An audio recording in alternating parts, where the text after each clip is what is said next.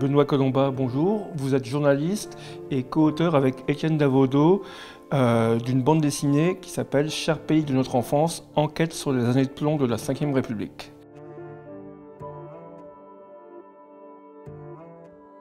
Alors ma première question c'est, les années de plomb, c'est un terme qu'on associe a priori à l'Italie. Pourquoi l'appliquer à la France ? Justement, je parle sciemment d'années de plomb à la française parce que ce terme, en général, on l'utilise en parlant de l'Italie, de la violence d'extrême gauche ou de ce qui s'est passé en Allemagne pendant ces années-là. Mais en France aussi, pendant ces années 70, il y a eu une violence politique très importante qui n'était pas la même, dans un contexte évidemment politique et économique différent de ce qui s'est passé dans les autres pays européens. Mais en France aussi, il y a eu cette violence politique. La différence, c'est qu'on l'a mis sous le tapis de la Ve République d'une certaine façon. Et l'idée avec ce livre, avec Étienne Davodo, c'était d'aller voir ce qu'il y avait sous ce tapis. Une des caractéristiques de cette violence, comparée à celle qui pouvait y avoir en Italie durant les années de plomb, c'est que c'est une violence semi-étatique ou quasi-étatique en France. C'est une violence qui est intimement liée au SAC, au service d'action civique, donc un mouvement qui fait partie de l'histoire de la Ve République, puisque originellement, le SAC a été créé en 1959 par des partisans du général de Gaulle, officiellement pour soutenir, défendre l'esprit et la politique du général de Gaulle. C'est un service d'ordre officiellement, qui est chargé, avec des militants convaincus, d'aller dans des meetings électoraux, accompagnés des collages d'affiches, où il faut faire le coup de poing face aux communistes qui ne sont pas non plus des enfants de cœur. Mais en fait, c'est beaucoup plus que ça. Parce que le SAC, et on a beaucoup travaillé dessus avec Étienne Davodo, l'idée c'était de donner à voir justement ce qui s'est passé avec ce mouvement. Le SAC, c'est un mouvement qui a deux visages. Il y a la vitrine officielle, qui est donc ce service d'ordre, et puis il y a un autre SAC, plus clandestin, qui est chargé de faire la sale besogne, on va dire, d'opérations clandestines, en lien avec les réseaux Foccart, c'est-à-dire les réseaux africains de Jacques Foccart, le monsieur Afrique du gaullisme.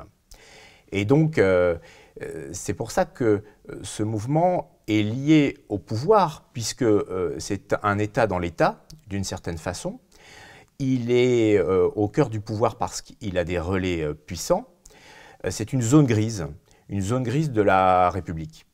Et quand Valéry Giscard d'Estaing arrive à l'Élysée, est élu à la présidence de la République, lui, ce n'est pas un gaulliste.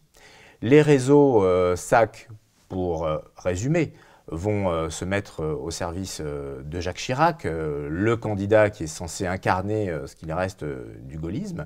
Jacques Foccart lui-même, le monsieur Afrique du gaullisme, se met et met ses réseaux africains au service de Jacques Chirac. Et ce qui va se passer, c'est que là, on va arriver dans une espèce de guerre souterraine entre ces réseaux-là. Valéry Giscard d'Estaing, président de la République, qui va prendre comme Monsieur Afrique le fils spirituel de Jacques Foccart, son Jacques Foccart à lui, d'une certaine façon, quelqu'un qui s'appelle René Journiac. Et là, il va y avoir une espèce de bataille de réseau. Et on ne comprend pas cette violence politique dans ces années 70, fin des années 60, années 70, si on ne se remet pas dans le contexte de cette époque. Et il y a un contraste que vous établissez dès le titre, puisque Cher pays de notre enfance renvoie à une France rêvée, à cette France des Trente Glorieuses, des années 50, 60, des années 70, où on a gardé l'image d'une France sans chômage, avec une expansion économique, des progrès technologiques, un De Gaulle qui rétrospectivement apparaît un peu comme le grand-père de la nation. Et d'un autre côté, quand on se penche sur cette histoire, et spécifiquement l'histoire politique, c'est d'une grande violence, avec des assassinats. Oui, c'est ce qu'on a voulu documenter avec Étienne Davodo, partir à la rencontre des témoins. Il en reste, ils sont de plus en plus âgés, donc c'était aussi d'une certaine façon une course contre la montre, une course contre la mort à laquelle on était confronté pour retrouver ces témoins, cette parole, pour raconter cette période, cette violence qui concernait des militants, syndicaux, politiques. Cette violence, on l'a retrouvée à l'intérieur de l'usine de l'entreprise, notamment dans l'industrie automobile. On a rencontré 3 générations de syndicalistes dans les usines Poissy, où là, il y avait un flicage, une surveillance, une violence, avec des réseaux SAC qui étaient très présents, des opposants politiques qui étaient sur le sol français, qui étaient assassinés, des magistrats, des hommes politiques. On revient longuement sur l'assassinat du juge Renaud à Lyon en 1975. C'est une affaire absolument emblématique. Lyon avec Marseille, où un autre juge, le juge Michel, sera assassiné au début des années 80. Lyon-Marseille, ce sont des bastions du SAC. Ce n'est pas pour rien. Le juge Renaud, quand il est assassiné en 1975, il enquête sur des dossiers politico-financiers et notamment il enquête sur une série de braquages perpétrés par un gang, le gang des Lyonnais, et il tire un fil. Et ce fil, c'est un possible financement politique, c'est-à-dire qu'il pense qu'une partie du butin des braquages atterrit dans les caisses du parti gaulliste avec le soutien et l'aide du SAC. Et effectivement, on aura bien des années plus tard la confirmation que cette hypothèse était la bonne, puisque le chef du gang des Lyonnais, Edmond Vidal, qu'on a rencontré avec Étienne Davodo, reconnaît des années plus tard que oui, bien sûr, cet argent finissait pour partie dans les caisses du parti gaulliste. Alors, qu'est-ce qui s'est passé? Il y a eu une enquête qui s'est terminée par un non-lieu parce que le juge Renaud, à un moment, a touché à quelque chose de trop dangereux, finalement. Et évidemment, cette violence concerne un magistrat comme le juge Renaud. Quand on tue un juge, ce n'est pas juste un homme qu'on tue, c'est la République directement qu'on vise. Même chose pour la politique. On revient longuement sur le cas de la mort extrêmement suspecte de Robert Boulin. Dans 50 cm d'eau, officiellement un suicide, on documente qu'il s'agit d'un assassinat. Et voilà, donc, quand je dis que c'est une guerre souterraine qui se déroule, à l'époque, c'est une guerre qui fait des morts, de vraies morts. Il y a une phrase que j'aime beaucoup de l'un de vos témoins qui parle, il dit que cette époque, c'est celle des derniers soubresauts d'une France qui accède durablement à la démocratie. Est-ce qu'on peut vraiment avoir le sentiment que la France a accédé pleinement à la démocratie sans avoir fait le travail de mémoire que vous faites dans cet ouvrage, mais que la classe politique française ne fait pas? Enfin, avant-dernier président de la République française, Jacques Chirac, était quelqu'un qui était pleinement impliqué dans les affaires que vous racontez. Oui, alors ça c'est une surprise. La surprise, c'est de voir que finalement, cette période-là, cette violence politique-là, a jusqu'ici assez peu été explorée. Par exemple, il y a un livre sur l'histoire du SAC. Des ouvrages sur Jacques Foccart, il y en a assez peu. Il y a la difficulté aussi de consulter les archives. On a pu consulter toutes les archives qui ont été déclassifiées, mais toutes ne le sont pas. Il faut faire des demandes de dérogation. C'est un chemin escarpé, compliqué. C'est vrai qu'il y a une dichotomie entre une image de croissance, de prospérité qu'on colle à ces années-là, et puis des soubassements beaucoup plus violents qui se déroulent dans la même période. Alors c'est vrai qu'il y a un témoin qui, d'une façon ironique, dit c'est le moment où on accède à la prospérité, à la paix. Mais ce qu'on voit bien, ce qu'on a vraiment touché du doigt à travers nos rencontres, c'est l'importance fondamentale de non seulement la Deuxième Guerre mondiale, la résistance, la collaboration, mais surtout de la guerre d'Algérie. C'est-à-dire que la guerre d'Algérie est vraiment une grille de lecture pour comprendre ce qui s'est passé pendant toutes ces années jusqu'à aujourd'hui encore. Ça a sédimenté jusqu'à aujourd'hui. C'est-à-dire, pour résumer, pendant cette période très mouvementée, très violente de la guerre d'Algérie, le pouvoir s'est sali les mains, a utilisé des malfrats, des mercenaires pour combattre le FLN, l'OAS qui menaçait de déstabiliser le pouvoir. Certaines de ces personnes ont utilisé ensuite la carte du SAC, donc de la milice du parti gaulliste, pour continuer à faire leur trafic, ont utilisé la carte bleu-blanc-rouge comme une espèce de passeport pour l'impunité d'une certaine façon. Et puis ces réseaux se sont installés au sein de la République. Il y a une dérive que moi je qualifie de mafieuse pendant toutes ces années.